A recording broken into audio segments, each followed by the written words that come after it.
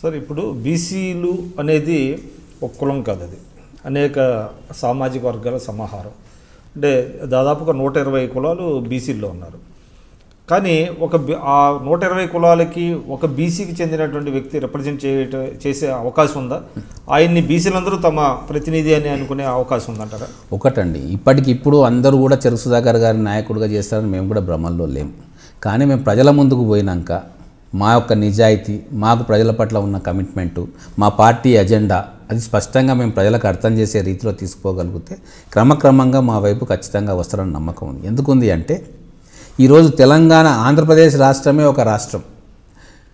ఈ బీసీ వర్గాలకు ముఖ్యమైన అంటే ముఖ్యమంత్రి పదవి రాని రాష్ట్రం ఏదైనా ఈ దేశంలో ఉంది అంటే అది కేవలం ఆంధ్రప్రదేశ్.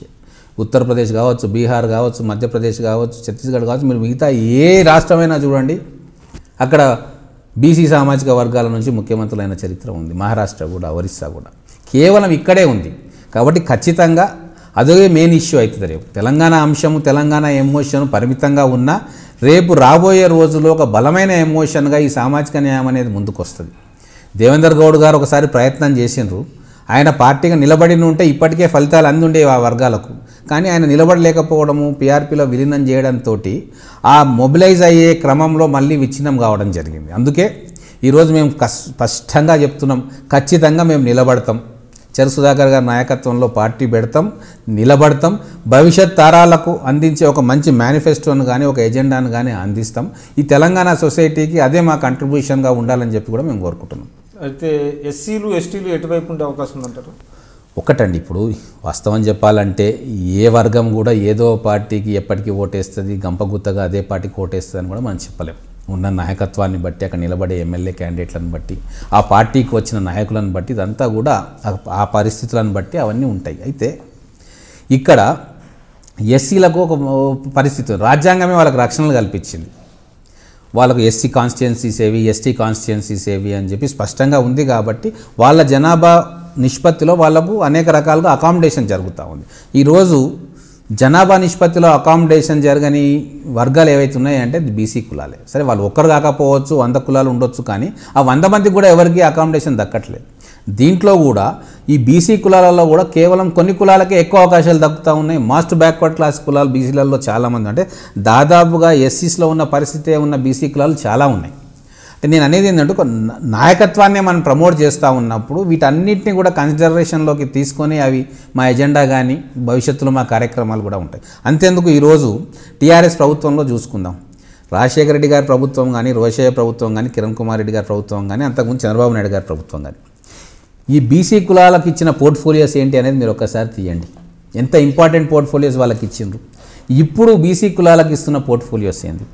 కేవలం ఒక ఆర్థిక శాఖ తప్ప, ఆర్థిక శాఖలో కూడా ఫైనాన్స్ తప్ప రాజేందర్ గారు పౌర సరఫరాలు చూస్తూ ఉన్నారు. ఫైనాన్స్ మొత్తం మళ్ళా ముఖ్యమంత్రి కన్సర్న్లే నడుస్తూ ఉంది. ఖచ్చితంగా కనబడతా ఉంది. మనం చెప్పాలి కదా, ఆడ ఫ్యాక్ట్స్ ఆడ కనబడతా ఉన్నాయి. అది ఎన్ఎం శ్రీనివాసరెడ్డి చెప్తే ప్రజలకు తెలిసేది కాదు, ప్రజలే కోరుకుంటారు. అయితే ఇంకొకటి, ఈరోజు బీసీకి ఉప ముఖ్యమంత్రి పదవి ఎందుకు ఇస్తలేరు కేసీఆర్? నాకు అర్థం కాదు. 50% కంటే పైన జనాభా ఉంటే ఆ వర్గాల నుంచి నీకు ఉప ముఖ్యమంత్రి ఎందుకు రాడు? 2 కాకుంటే 3 పెట్టుకో, 3 ఉప ముఖ్యమంత్రులను పెట్టుకో. ఎట్లాగో మీ మంత్రివర్గంలో ఎవరికి ఏ ఇంపార్టెన్స్ లేదు, కానీ పేరుకైనా సరే ఒకరిని పెట్టుకుంటే తప్పేముంది? ఒక మహిళను తీసుకుంటే తప్పేముంది? అంటే టోటల్గా it is this Telangana government ఒక కుటుంబం చేతిలో బందీ అయి ఉన్నది. ఇది స్పష్టంగా ప్రజలే చెప్తా ఉన్నారు, మేము చెప్పే మాట కాదు.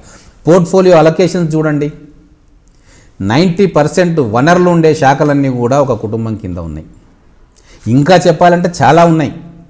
అసలు ఈ తెలంగాణ మొత్తం ఆర్థిక వ్యవస్థను కూడా కొన్ని కుటుంబాలు ఈరోజు గుప్పెట్లో పెట్టుకున్నాయి. సరే, ఆ కుటుంబాలు ఏంటివి అని నేను ఇప్పుడు చెప్పాల్సిన అవసరం లేదు, కానీ ప్రజలందరికీ తెలుసు.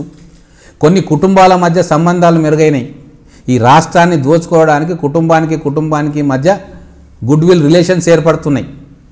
అవి ఏంటి అంటే దాంట్లో మీడియా కుటుంబాలు ఉన్నాయి, సినీ కుటుంబాలు ఉన్నాయి, వ్యాపారవేత్తల కుటుంబాలు ఉన్నాయి, అధికార కుటుంబాలు ఉన్నాయి.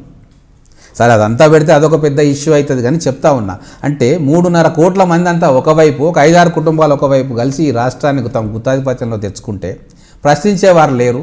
ఎవరైతే గొంతెత్తి ప్రశ్నిస్తే వాళ్ళ మీద అరెస్టులు, కేసులు, పర్మిషన్లు ఇచ్చి కూడా సభలను రద్దు చేస్తున్నారు. ఉంటే భయపెట్టిస్తున్నారు, పత్రికాముఖంగా తిట్టిపిస్తున్నారు, వాళ్ళ మీద బురద జల్లే కార్యక్రమం చేస్తూ ఉన్నారు. మొత్తం ప్రజాస్వామ్యాన్ని హతం చేసే ప్రయత్నం ఈ టీఆర్ఎస్ ప్రభుత్వం 2.5 సంవత్సరాల్లో చేసింది.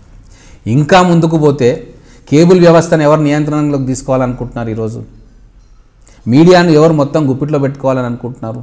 I'm NM Srinivas Reddy, ex MLA Mahabub Nagar. Please watch my interview on iDream.